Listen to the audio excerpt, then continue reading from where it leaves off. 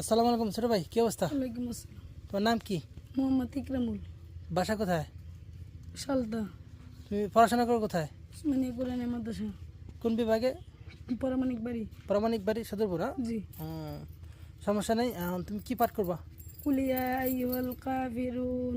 ওকে, সুন্দর মতো পাঠ করো আমাদের দর্শকদের জন্য। আউযু বিল্লাহি মিনাশ শাইতানির রাজীম। বিসমিল্লাহির রহমানির রহিম। কুলিয়া আইয়ুহাল কাফিরুন।